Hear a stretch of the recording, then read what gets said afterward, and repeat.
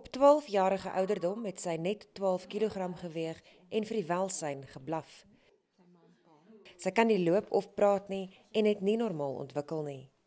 Die sieklike meisie se ma het haar toe glo buite saam die honde laat woon. Dis hoe sy die hond se maniere aangeleer het. Toe 'n reisende pastoor eendag op Karen se tuisdorp, die spoorwegdorpie Merriman, aankom om te preek, het hy die kind gewaar. Gentle is van Karen se omstandighede verwittig en het haar in haar sorg geneem. Hoewel Karen goeie vordering maak en redelik gesond is, het sy nooit haar hondemaniere heeltemal afgeleer nie. Byvoorbeeld as daar 'n bak water op die vloer staan of sy gaan lek soos 'n hond lek. Sy blaf en knor vir enigiemand.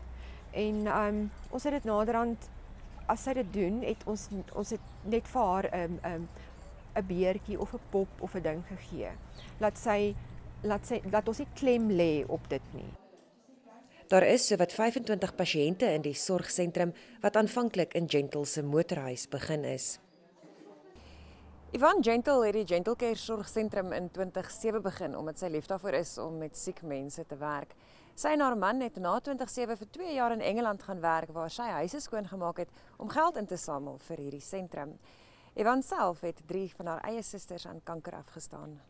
Siek mense, stikkende mense is my passie. Dis my joy.